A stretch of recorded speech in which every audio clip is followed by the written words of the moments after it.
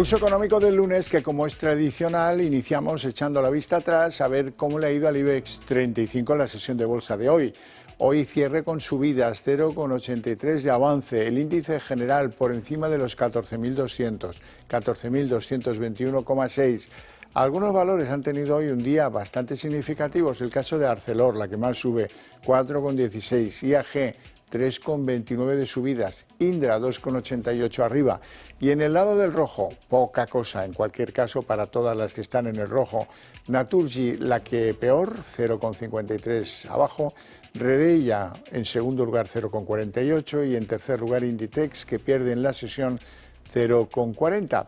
Y a continuación les voy a adelantar algunos de los temas que probablemente más les vayan a interesar de la tertulia de análisis económico que mantenemos cada tarde para ustedes con los mejores expertos para que no se les escape un detalle. Bueno, y en nuestra tertulia del día de hoy tenemos que hablar de las consecuencias de esa decisión de Donald Trump, que ha aceptado retrasar la imposición de aranceles del 50% para la Unión Europea hasta el 9 de julio. Y eso ha sido como el bálsamo de Fierabras, porque pues, ha proyectado hacia arriba el euro, ha proyectado hacia arriba las bolsas y bueno, hoy es un día pues, bastante dulce en esa materia. Y también hablaremos del BBVA y la OPA hostil sobre el Sabadell. En primer lugar, porque parece que el ministro Cuerpo va a aprovechar hasta el último minuto para conocer qué es lo que piensa el gobierno sobre este particular. La consulta popular, aquella extravagancia, pues ya está en manos de la Audiencia Nacional. En la Audiencia Nacional deben estar bastante perplejos y en realidad el BBVA parece que está listo para tomar el control del Sabadell en octubre si es que triunfa la OPA. Algunas preguntas nos vamos a formular aquí a propósito de todo eso. Bien, y dicho esto, pues a mí lo que me toca es presentar a nuestros invitados en el día de hoy. Don Juan Iranzo, catedrático de Economía Aplicada y director de Armadata. Buenas tardes, encantado de estar una tarde más aquí y además con un clima fantástico. Bueno, sí, el calor ha llegado. Me refiero al climatológico. Ah, sí, hombre, ya. Don Manuel Pinto, analista financiero, muy buenas tardes. Buenas tardes igualmente. Muy bien y encantado de estar aquí. Me alegra. Vamos con la sesión de bolsa, con un IBEX que se ha girado al alza, gracias a la prórroga de Trump. También el euro se ha disparado y esto pues terminará pronto, que el 9 de julio está pues nada, dentro de un mes.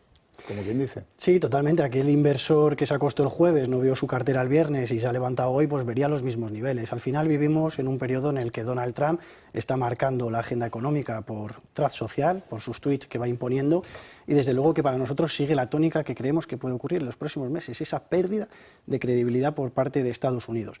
El tema de la semana puede volver a ser los bonos, desde luego la deuda, la impresión de deuda va a ser un ámbito que suena en el mundo, que lo estamos viendo sin parar de crecer. La deuda ha crecido desde el año 2000 en Estados Unidos un 7,5% anual, el crecimiento económico ha sido el 2,5% en Estados Unidos y por tanto pues podemos ver que es muy difícil que se pare de otra manera que no sea imprimiendo deuda. Imprimir deuda y aranceles desde luego nos lleva a una época de inflación al alza, imprimir. En primer lugar, a mí me parece un error, y lo hemos dicho en muchas ocasiones, precisamente jugar con las cosas de comer, como he dicho, y en este sentido con el proteccionismo. El proteccionismo genera incertidumbre, genera, si se aplica, mucho menos crecimiento, pero sobre todo perjudica al proteccionista, como en muchas ocasiones hemos dicho. De tal manera que este juego que se está produciendo en los últimos meses en el mercado, desde el 2 de abril sobre todo, a mí me extraña. ¿Buscará el señor Trump volatilidad en los mercados? Porque es la única explicación racional al asunto, porque el resto es pura irracionalidad. Está penalizando a los mercados en forma de incertidumbre que va a ser muy difícil de recuperar y en segundo lugar está penalizando sobre todo a Estados Unidos por el incremento precisamente del coste de su deuda. Hay que tener en cuenta que Estados Unidos, y es un dato muy alarmante, paga ya más por intereses de la deuda, $1 billón aproximadamente, que es lo que destina a gasto en defensa, que son 916.000 millones de dólares, siendo el primer país del mundo con muchísima diferencia. De tal manera que es muy preocupante esta política. Insisto, yo no entiendo que el señor Trump esté jugando con los aranceles. El más perjudicado, sin lugar a duda, es Estados Unidos y muy probablemente su asesor en este asunto, Peter Navarro, se ha creído el libro, como decíamos en varias ocasiones, de Canóvar del Castillo, de por qué he venido yo a ser doctrinalmente proteccionista. Pues que siga leyendo la historia y que vea cómo le fue a España con el proteccionismo. Bueno, hay un dato curioso. Para Trump es estratégico el cinturón de la herrumbre, lo que antiguamente era el cinturón que producía productos derivados del hierro o del acero. Bien, pues la Casa Blanca ve con buenos ojos una operación en la que US Steel va a ser comprada por Nippon Steel, la compañía japonesa, una de las líderes mundiales de acero. Los mercados han visto muy bien todo esto. US Steel se ha disparado un 21%. Bueno, la lógica de Trump es que con esto se va a crear un titán del acero que va a traer empleo y bienestar a esa zona de la herrumbre de la que procede, por ejemplo, su vicepresidente J.D. Vance. Manuel.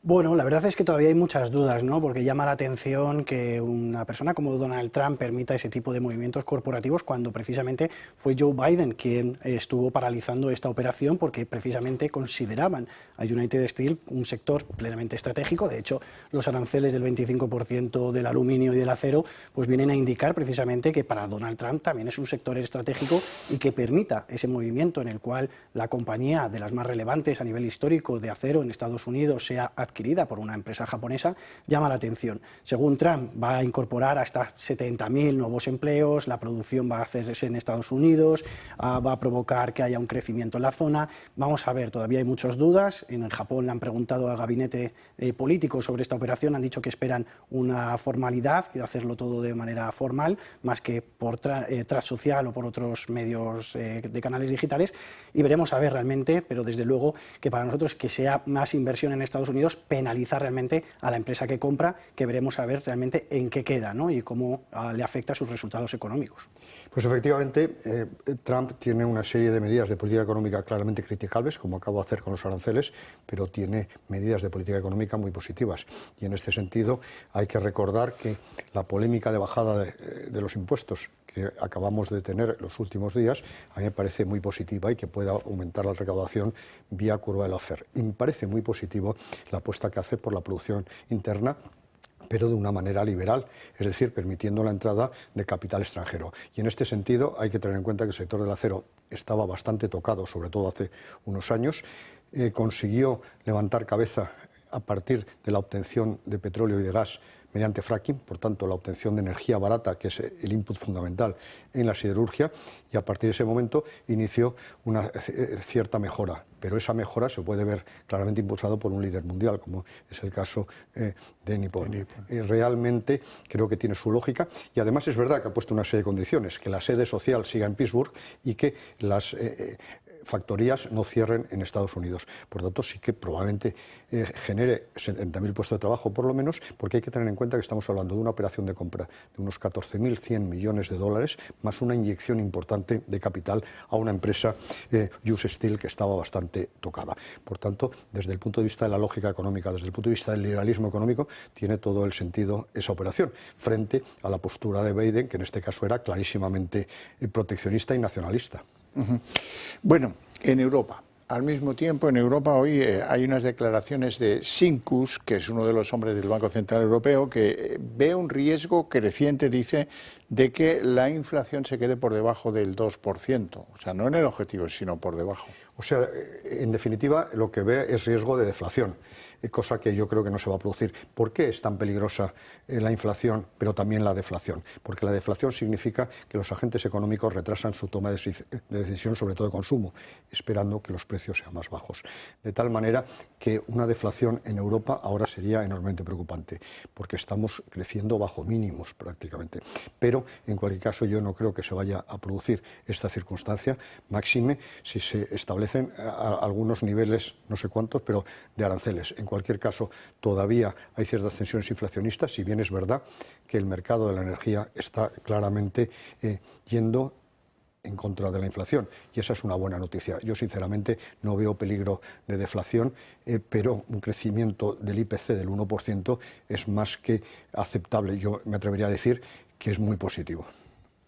Sí, bueno, esta semana presentan publicaciones países como Alemania, como Francia, como Italia, España, que son el 70% al final de la economía de la Unión Europea. Y sería la segunda vez desde el año 2021 que todas las economías reportan un dato de inflación por debajo del 2%. Desde luego que hay ahora mismo presiones desinflacionarias, ¿no? Estamos viendo la energía principalmente. Hay que recordar que Europa es una región que tiene problemas de crear inflación, no de desinflación. De hecho, en los 120 meses anteriores al conflicto bélico en Ucrania, 90 de ellos la inflación estuvo por debajo del objetivo del 2%. Tenemos también, aparte de la energía, la apreciación del euro, y es que al final las importaciones se vuelven más baratas, más competitivas, y por tanto es una nueva arma que presiona la desinflación a la inflación hacia abajo, ¿no?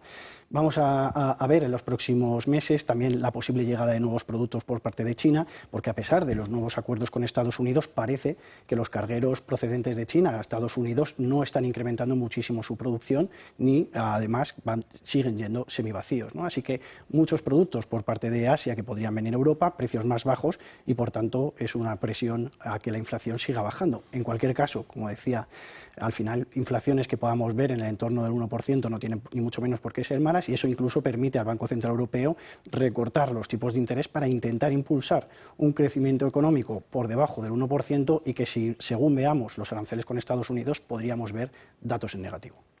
Bueno, vamos a la bolsa española, donde ArcelorMittal, Acerinox, IAG, Puig, Indra, hoy han sido los protagonistas después de esa tregua arancelaria. ¿Tiene eso qué lógica? La lógica son sectores con un comportamiento muy cíclico y de consumo discrecional. Al final, cuando la situación económica es positiva, cuando más capital puede haber en la economía, cuando más consumo hay, pues desde luego que las empresas, por ejemplo, de turismo, por ejemplo, textil, o por ejemplo las acereras, ¿no?, de materias primas, ligadas a las materias primas, pues desde luego que es una gran noticia que haya una situación de una desescalada de la guerra comercial, y por tanto hemos visto ArcelorMittal, que tiene además fábricas de producción en Estados Unidos, pero también fuera de ella. Hemos visto a IAG, ¿no?, compañías aerolíneas al final que se favorecen del incremento en el turismo, o también, como decías, pues al final Puig, que es otra empresa también de consumo discrecional, del lujo, y que por tanto pues vemos esa cara por la parte positiva. Por la parte negativa, pues Naturgy, las eléctricas, las utilities, ¿no? Estamos viendo ese impulso en la rentabilidad de los bonos que viene también estimulado por Estados Unidos, también por Japón. Cuidado, que nos olvidamos de Japón, pero puede ser uno de los grandes eventos que marque los mercados en los próximos meses, el cómo el arroz ha subido un 100%, el cómo estamos viendo el incremento de los precios y el carry trade que ya conocimos en agosto, y desde luego que esto puede provocar también que a otros países, como regiones muy endeudadas, como es el caso de Europa, también los bonos sigan subiendo al alza. Al final, empresas con altos niveles de endeudamiento, empresas que tienen dividendos altos, o empresas como las utilities, desde su carácter defensivo, pues sufren en situaciones como la que estamos viendo hoy. Profesor Iranzo. Sí, efectivamente, yo creo que hay que poner de manifiesto que la bolsa ha sido impulsada por estos valores, pero también por la banca.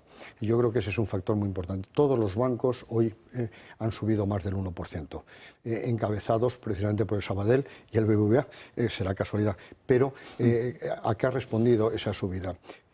Básicamente al dato de rebaja de la morosidad. Yo creo que preocupaba la situación de desaceleración que se estaba produciendo en la economía europea y en la economía española, que es obvio esa desaceleración, y se esperaba un repunte de la morosidad. Sin embargo, está bajado al 3,26, que es la más baja desde el comienzo de la crisis del año 2008. Sí. Y esa es una muy buena noticia para los bancos, porque les sigue manteniendo su capacidad de crear crédito, empleo y, por tanto, mantener o incrementar sus márgenes.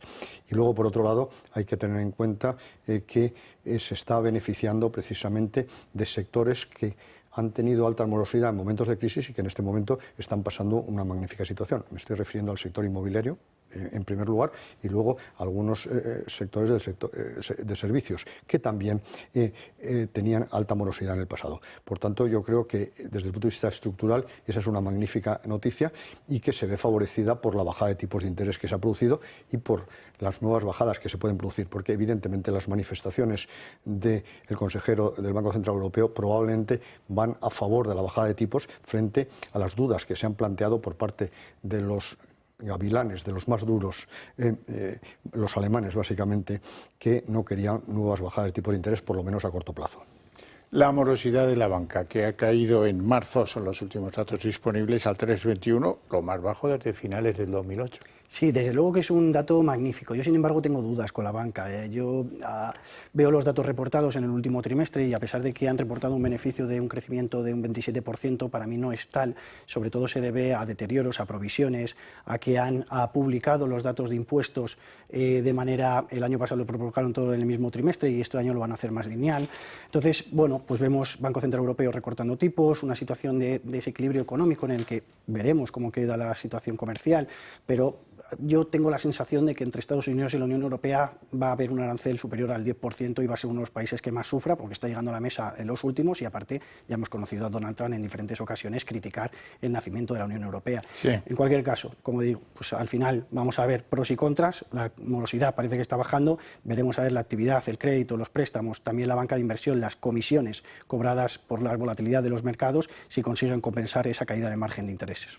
Bueno, vamos con la OPA de moda porque, bueno, parece que Cuerpo se va a tomar hasta el último minuto de la prórroga y, si acaso, el añadido. La encuesta, esta de la que nos hemos burlado reiteradamente aquí, ha llegado a la Audiencia Nacional. El BBVA dice que está listo para tomar el control del Sabadell en octubre si triunfa la OPA, claro. Pero ¿y si no?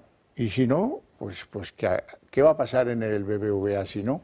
Pues el señor Cuerpo tiene que ver el VAR, ¿no? Efectivamente, y en el VAR no sabemos lo que va a salir, pero probablemente salgan datos en contra de la OPA. Pero ese VAR es significativo, hemos dicho aquí en muchísimas ocasiones que esa encuesta, como lo queramos denominar, o consulta, no tenía ninguna relevancia jurídica y que desde el punto de vista de propietarios de los bancos, yo en este caso como propietario del Banco Sabadell, me veo expropiado mi capacidad de decisión.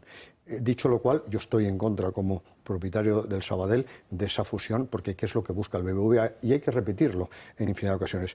Pues prácticamente trocear el banco, aprovecharse de la red de oficinas en el arco mediterráneo, que tiene gran presencia el Banco Sabadell como consecuencia de la compra de la Caja de Ahorros del Mediterráneo, y luego, fundamentalmente, el negocio en pymes.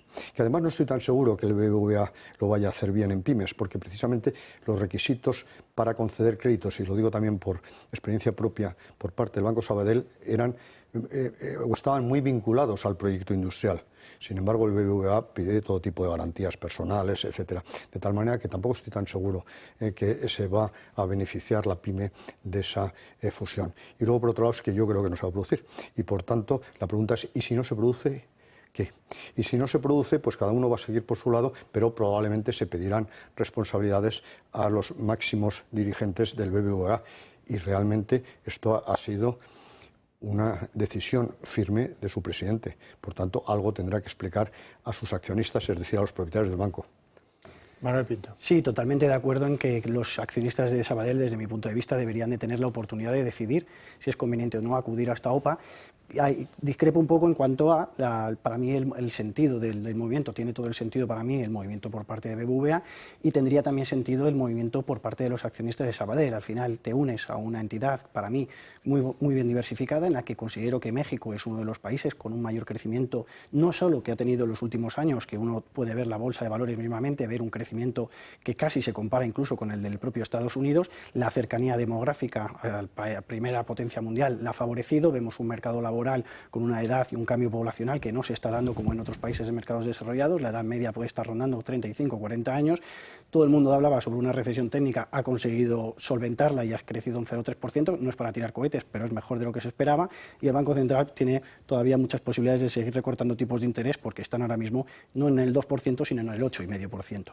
Fuera de eso, las responsabilidades, la verdad es que me cuesta creer que Carlos Torres se iniciase en este proceso sin al menos tener el consentimiento o la aprobación por parte del inversor institucional, tipo BlackRock o Vanguard o otros clientes mutuos entre ambas, o inversores mutuos entre ambas entidades, pero bueno, yo creo que en cualquier caso, a pesar de que no se produzca finalmente el movimiento, se quedará la situación como está, porque al final el accionista de BBVA también está generando rentabilidades en este periodo. Sí, pero yo sí que como accionista del Banco Sabadell discrepo precisamente del valor añadido que me va a aportar. Efectivamente, ¿no? Hay que recordar que las acciones del Banco Sabadell estaban a 0,5 euros hace no mucho tiempo.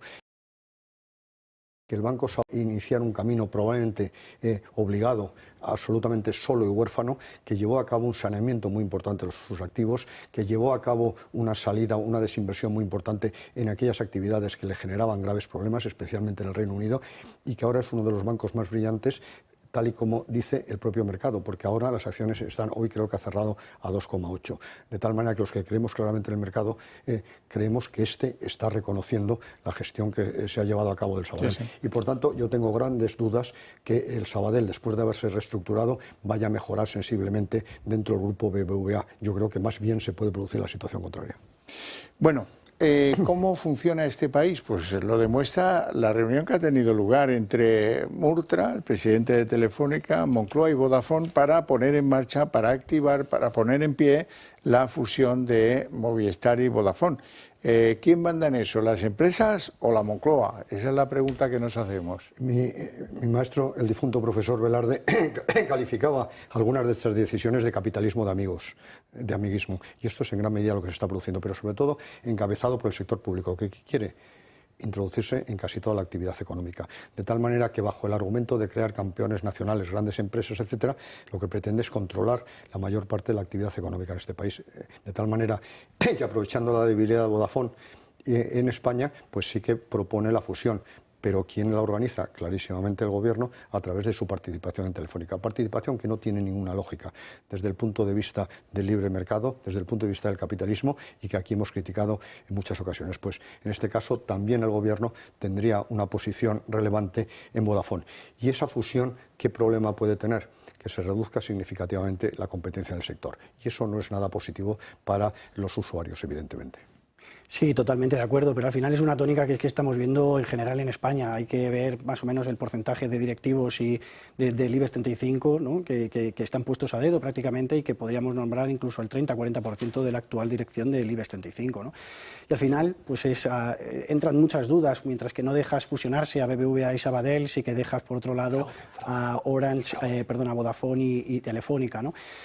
Veremos a ver, porque como bien decíais, pues al final hay una alta concentración, sería una cuota de mercado superior al 60% y por tanto pues ofrecen dudas. Sí que estoy de acuerdo en crear en el cierto sentido pues campeones o grandes compañías tecnológicas y, en general, que permitan una desregulación en general que les permita crecer, ¿no? Y que les permita investigar, que les permita innovar, que les permita desarrollar, que les permita en general crecer, ¿no? Pero sin embargo pues no lo estamos viendo a nivel general. Veremos a ver en cómo queda. Cuesta creer que vaya a comprar toda la parte de Vodafone en España, será yo creo por partes y otras a lo mejor se las dejarán a más Orange que pueda crecer en otras partidas. Bueno, no vamos a tener tiempo para debatirlo. El mayor fraude industrial del siglo XXI, el del Dieselgate, el de Volkswagen, ha sido liquidado por la justicia alemana, con condenas para 4 directivos de Volkswagen, del grupo Volkswagen, la más fuerte de ellas a 4 años y medio de cárcel para uno de sus directivos, que engañaban con lo que decían que daba de emisiones el motor o los motores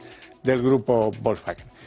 No hay tiempo para más, así es que lo dejamos aquí con mi agradecimiento para nuestros invitados y a ustedes también se lo quiero agradecer por su presencia y por su interés por el programa. Ahora, eso sí, para ustedes, a la vuelta de publicidad, la redacción abierta.